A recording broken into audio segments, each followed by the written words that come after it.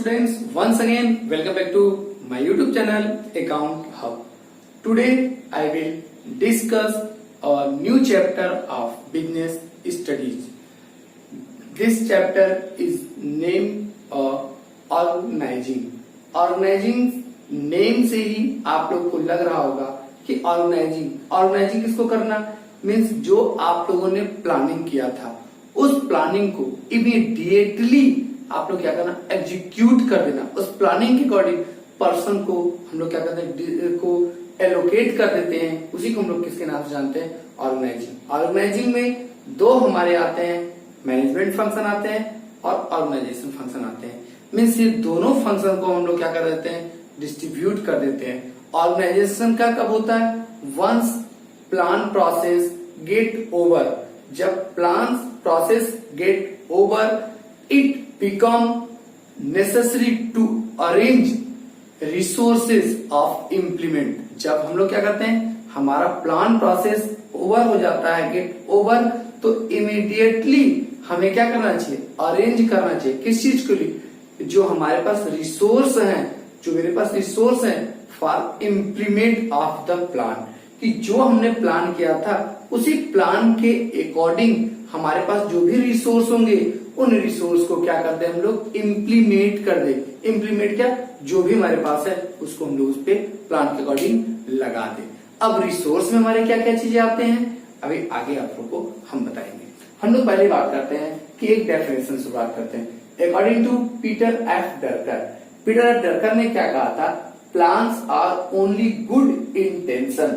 हमें क्या होता है केवल एक इंटेंशन होता है कि ऐसे वर्क को करना है unless they immediately degenerate into hard work. हमको क्या करना होगा डीजनरेट और इमीडिएटली प्लान बना के उसको रखना नहीं होता, उसको तुरंत का तुरंत इम्प्लीमेंट कर देना चाहिए। प्लान को क्या करना चाहिए इम्प्लीमेंट कर देना चाहिए इनटू हार्ड वर्क के अकॉर्डिंग। मीन्स की यहाँ पे एक अनदर डेफिनेशन की हम लोग बात करते हैं Theo Haimann, organising is the process of defining. Organising क्या होता है प्रोसेस ऑफ डिफाइनिंग, किसी चीज को किसको जो आपने प्लान किया था उसी को डिफाइन करता है एंड ग्रुपिंग द एक्टिविटीज, कि ग्रुपिंग द एक्टिविटीज जो एक्टिविटीज है उनको ग्रुपों में क्या करता है बांटता है of the enterprises.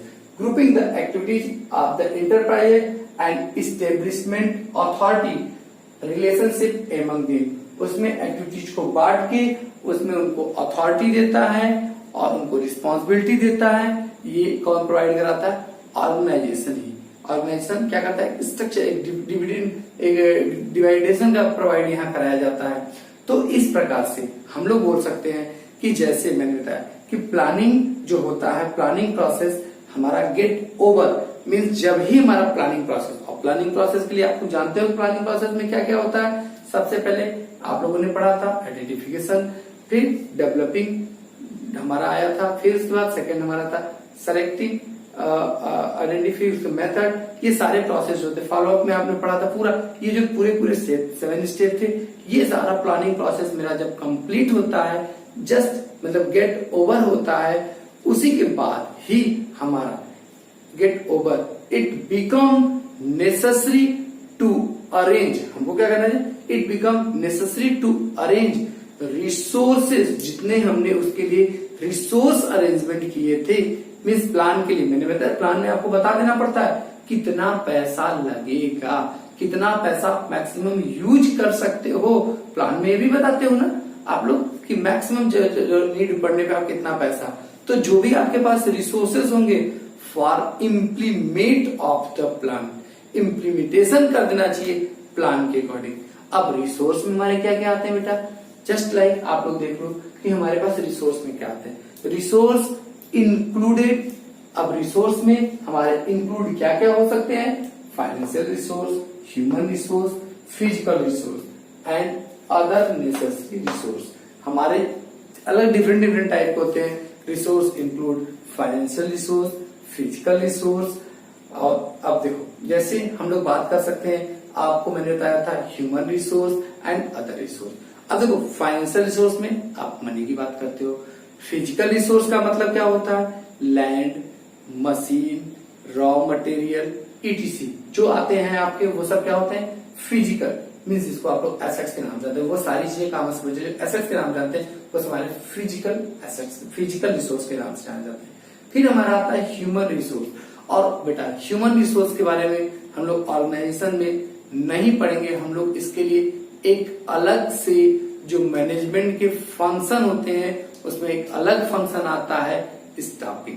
First function planning, second function organising, फिर इसके बाद थर्ड फंक्शन हम लोग पढ़ेंगे स्टाफिंग। स्टाफिंग किससे रिलेटेड होता है, ह्यूमन रिसोर्स से रिलेटेड होता है, वो हम लोग इस चैप्टर के बाद पढ़ेंगे।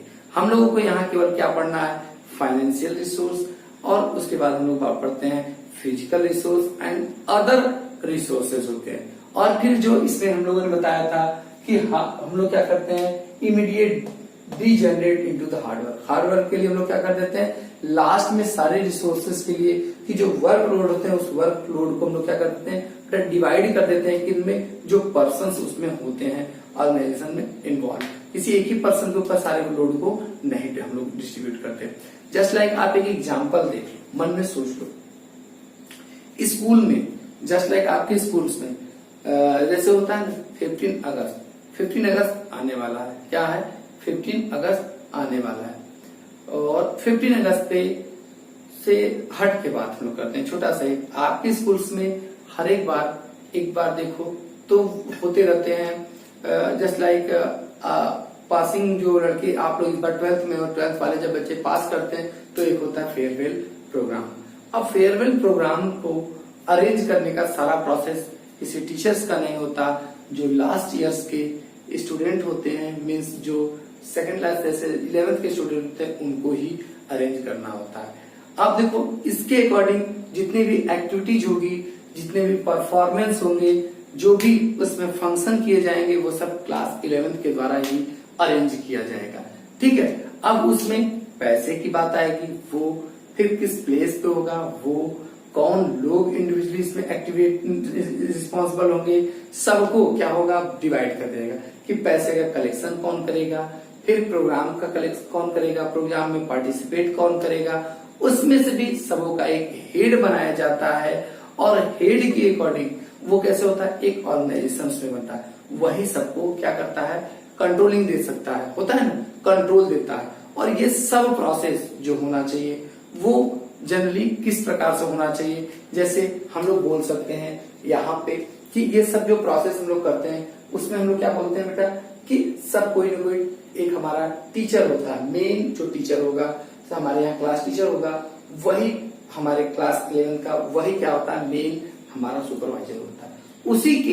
उसी के हम लोग बोलते हैं नेतृत्व बोलते हैं ना, उसी का लीडरशिप में हम लोग उस काम को करते हैं। और काम को हम लोग क्या करते हैं, कोशिश करते हैं ऑप्टिमम यूटिलाइजेशन और कोऑर्डिनेशन के साथ किया जाए। इससे क्या होता है, एफिशिएंसी भी आती है और साथ ही साथ क्या होता है, कोऑर्डिनेशन, दोनों चीजें आती है हम लोगों के बीच में। और इसमें क्या होता है, स्कूल में फिर ऑर्गेनाइजेशन ऑफ द फेयरवेल का होता है। तो वही बात हमारा यहाँ जस्ट लाइक एग्जाम्पल में आप लोग कोड कर सकते हो। नेक्स्ट पॉइंट हमारा आता है, बस इसी प्रकार से organising is a process of bringing together.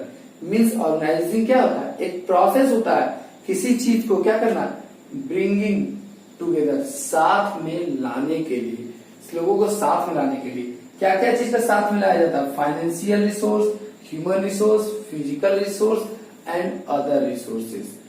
And clearly मतलब क्लियर कट बता देता है, डिफाइन कर देता है, यहाँ क्या डिफाइन द जॉब, क्या कहता है, the job and working relationship, कि आपका जॉब क्या है और आपका उसके साथ रिलेशंस क्या है, फॉर द किस लिए, achievement of the desirable object. जैसे आप लोग स्कूल में अचीव क्या करना चाहते थे कि फेयरवेल पार्टी फंक्शन क्लियर हो, ऐसे ही बिजनेस के अकॉर्डिंग हम लोग बात करते हैं कि अब हमें क्या करना है, जस्ट लाइक आप ये समझ लो, ये पेन को बनाना है, तो इस पेन के लिए, इस पेन को बनाना, इस पेन के लिए कितना पैसा, इसमें कौन कौन से डिपार्टमेंट होंगे, कितना पैसा होगा, कहाँ से आएगा, ये सारी चीजें के लिए हम लोगों को अगला ऑर्गेनाइजेशन में कैसे होता है, अगला पॉइंट जो हमारा होगा वो हम लोग, नेक्स्ट पॉइंट हमारा आता है process of organising. Process of organising या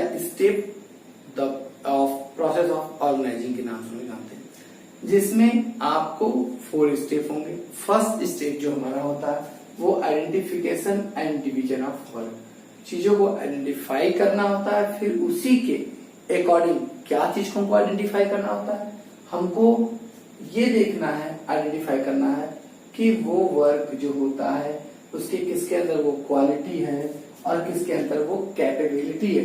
कैपेबिलिटी और क्वालिटी के बेस पर ही हम लोग वर्क डिवीजन ऑफ वर्क का क्या करते हैं, डिवीजन करते हैं।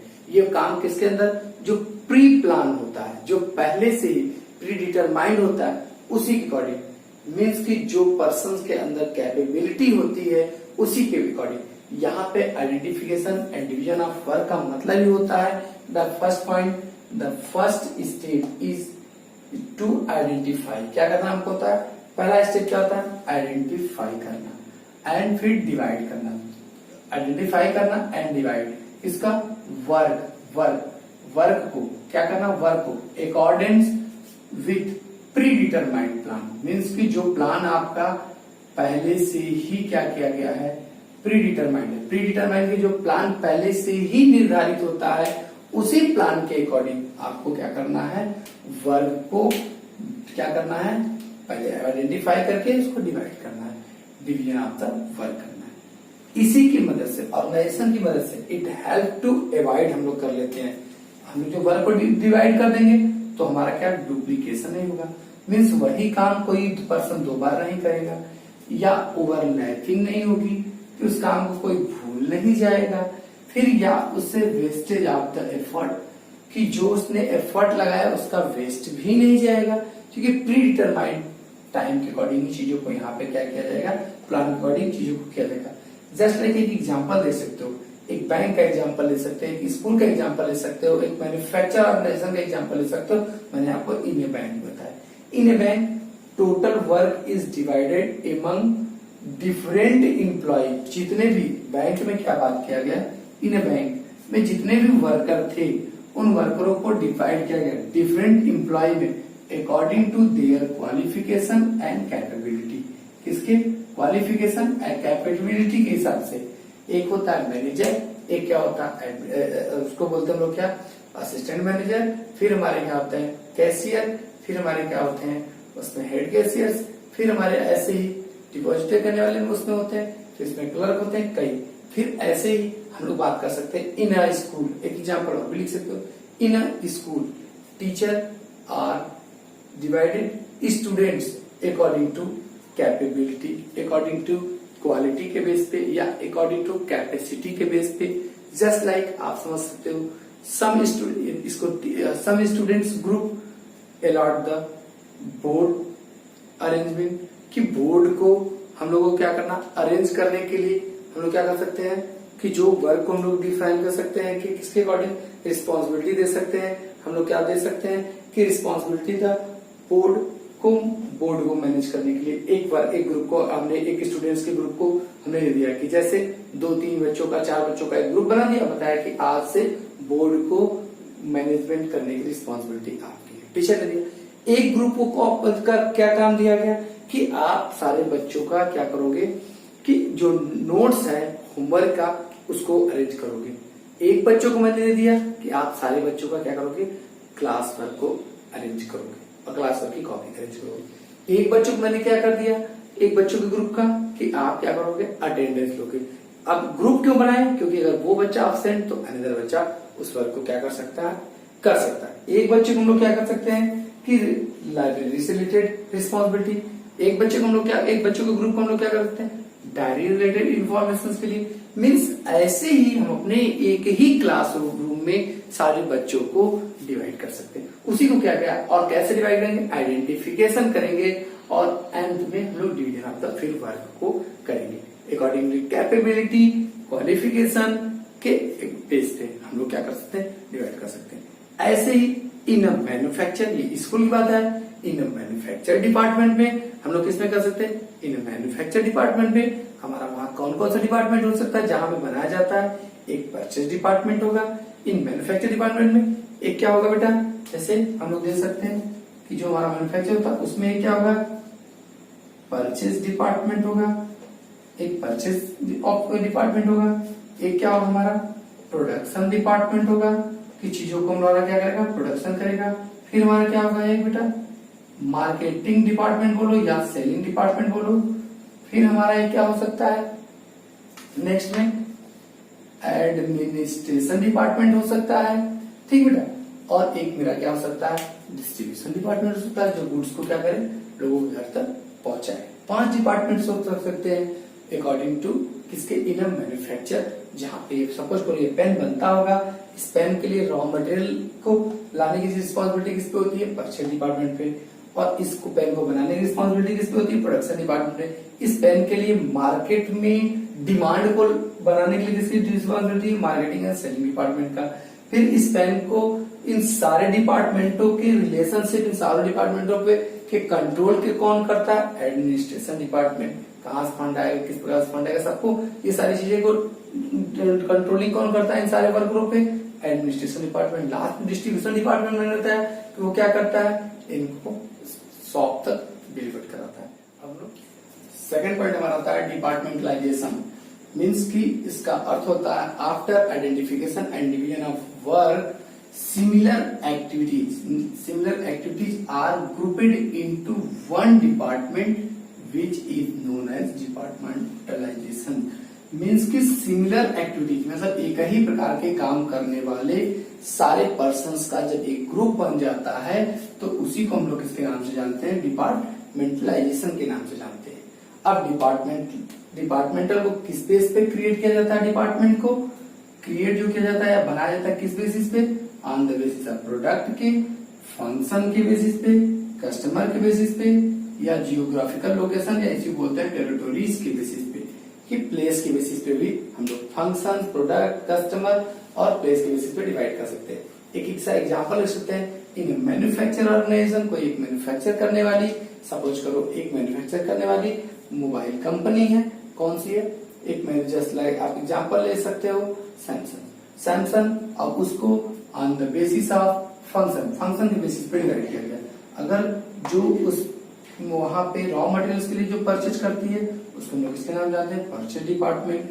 और जो उसका प्रोडक्शन करता है जो मोबाइल फोन को, उसको हम लोग किसके नाम से जानते हैं, सैमसंग के, कि उसको हम लोग बोलते हैं प्रोडक्शन डिपार्टमेंट। अब ऐसे ही हमारा क्या आता है, सेलिंग डिपार्टमेंट, जो उस मोबाइल फोन के लिए मार्केट में डिमांड ले आता है और मार्केट में सेल करता है, उसको हम लोग बोलते हैं मार्केटिंग डिपार्टमेंट। फिर हमारे इन सारे डिपार्टमेंटों पे के जो कंट्रोलिंग का बॉडी का काम करता है, वो जो इनके लिए rule regulation code of conduct बनाता है, उसको हम लोग क्या करते हैं, एडमिनिस्ट्रेशन डिपार्टमेंट करते हैं। फिर हमारा एक आता है फाइनेंस, कि इनके लिए जो पैसा होगा कहाँ से आएगा, किस प्रकार से आएगा, कैसे कितनी सैलरी दी जाएगी, जो पैसे का कैश इन और कैश आउट का जो मैनेजमेंट करता है वो कौन करता है, फाइनेंशियल डिपार्टमेंट के नाम से जानते हैं। तो पहला मेरा हो गया। अब हम लोग बात करते हैं थर्ड पॉइंट पर लोग आते हैं। थर्ड पॉइंट हमारा जो होता है असाइनमेंट ऑफ ड्यूटी।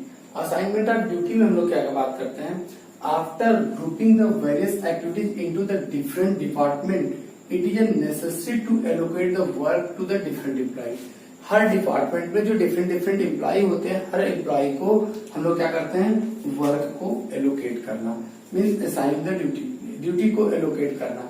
वर्क को जब हम लोग डिस्ट्रीब्यूट कर देते हैं उसके अकॉर्डिंग, जैसे हम लोग duty should be assignment on the basis of, कैसे किया जाएगा, जो वर्कर के नॉलेज हो गया एम्प्लॉय के, उसके एक्सपीरियंस होगा, उसका क्वालिफिकेशन होगा, ऑफ इंडिविजुअली हर पर्सन का इंडिविजुअली चेक किया जाएगा।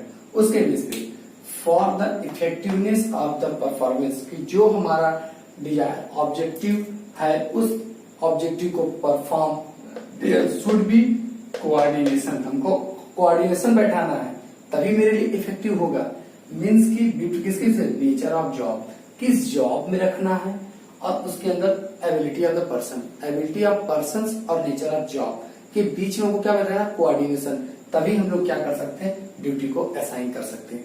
मीन्स की जैसे आप लोग जानते हो कि अगर आपके यहाँ पे जॉब, नेचर ऑफ जॉब मतलब अगर मैथ इन द स्कूल की बात करते हैं, इन द स्कूल्स में अगर मैथ के टीचर की वैकेंसी है तो हमें एबिलिटी उस टीचर की सर्च करनी चाहिए जो मैथ को क्या कर सके, टीच कर सके। ठीक है। अकाउंट्स की टीचर की नीड है तो मुझे अकाउंट्स की चाहिए। अब ये नहीं कि नेचर ऑफ जॉब अकाउंट्स की है, मुझे टीचर मिल रहे हैं तो मैं अपॉइंटमेंट हिंदी कर लूं, नहीं, क्योंकि कॉमर्स डिपार्टमेंट में मुझे अकाउंट्स के टीचर चाहिए। वैसे ही हम लोग अब पढ़ते हैं दूसरा, in a manufacture organisation means purchase department. Purchase department में हमें उस पर्सन, परचेज डिपार्टमेंट में मुझे मैनेजर अपॉइंटमेंट करना, तो मुझे check various quality of the raw material, कि उसके अंदर की रॉ मटेरियल को पहचानना, उसकी क्वालिटी को पहचानने की एबिलिटी होनी चाहिए, उसके नॉलेज होनी चाहिए और उसका एक्सपीरियंस होना चाहिए। उसी बेसिस पे हम लोग उस पर्सन को क्या कर सकते हैं, परचेज डिपार्टमेंट का मैनेजर बना सकते हैं। प्रोडक्शन डिपार्टमेंट में check various quality of product, जो हमारा प्रोडक्ट निकल रहा है उसके अंदर वही क्वालिटी है कि जो पिछले प्रोडक्ट में था, वो क्या कर सकते हैं, उसको चेक करने की उसके अंदर एबिलिटी होनी चाहिए। उसी को हम लोग क्या रख सकते हैं, प्रोडक्शन मैनेजर रख सकते हैं। अब हमारा मार्केटिंग डिपार्टमेंट का कौन हो सकता है मैनेजर, जो हमारे यहाँ पे गुड कम्युनिकेशन स्किल रखता है, जो बोलने में अच्छा हो, अपनी बातों को मनवाने में अच्छा हो, वो पर्सन हम लोग क्या कर सकते हैं, मार्केटिंग डिपार्टमेंट का मैनेजर रख सकते हैं। नेक्स्ट हमारा आता है एडमिनिस्ट्रेशन डिपार्टमेंट।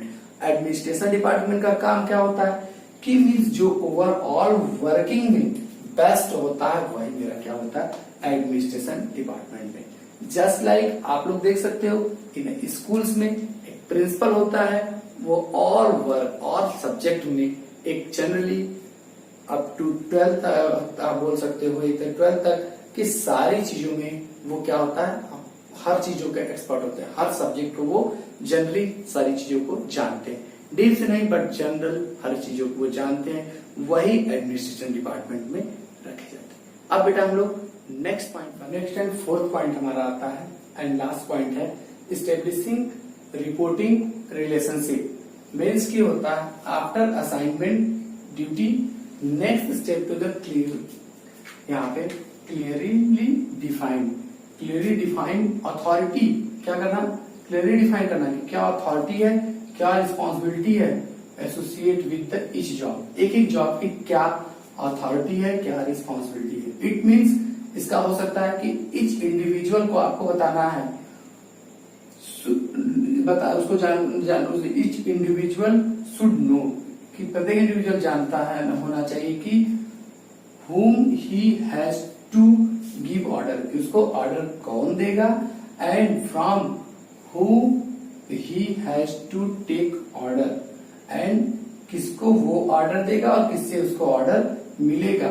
और इसी को हम लोग किसके नाम जानते हैं, अकाउंटेबिलिटी के नाम से जानते हैं, या इसी को हम लोग अकाउंटेबिलिटी मीन्स की इस टॉपिक का मतलब यही है कि establishing the report and responsibility, कि जो अपना वो रिपोर्ट है, वो रिपोर्ट किसको बाइफर्केट करेगा, किसको वो ऑर्डर दे सकता है, उसको कौन ऑर्डर दे सकता है, ये सारी चीजों को ही इसमें डिफाइन किया। मतलब सुपीरियर एंड सबऑर्डिनेट का रिलेशनशिप यही इसके द्वारा ही क्रिएट किया जाता है, मीन्स सीनियर और जूनियर का रिलेशनशिप। जैसे स्कूल्स में टीचर्स होंगे, मैं अकाउंट्स का टीचर्स, मैं किसको दूंगा, जो कॉमर्स डिपार्टमेंट का हेड होगा उसको मैं रिपोर्ट करूंगा, और मुझे कॉमर्स डिपार्टमेंट का जो है वो किसको रिपोर्ट करेगा, वाइस प्रिंसिपल या प्रिंसिपल को रिपोर्ट करेगा। प्रिंसिपल किसको करेगा, मैनेजर को रिपोर्ट करेगा। मैनेजर किसको रिपोर्ट करेगा, डायरेक्टर को रिपोर्ट करेगा।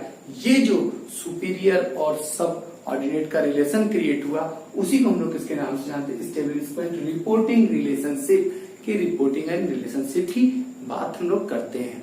ठीक है बेटा, तो इतना सब ही हम लोगों ने आज पढ़ा, meaning and definition of the organisation, फिर हमने पढ़ा प्रोसेस एंड उसके बाद प्रोसेस ऑफ द ऑर्गेनाइजेशन, ये दोनों हम लोगों ने देखा। बस इतना ही बेटा, हम लोग अब आगे बेटा आप हमारे वीडियो को लाइक करें और चैनल को हमारे सब्सक्राइब करें, और बेटा हम लोग चलते हैं बेटा, बाय बाय।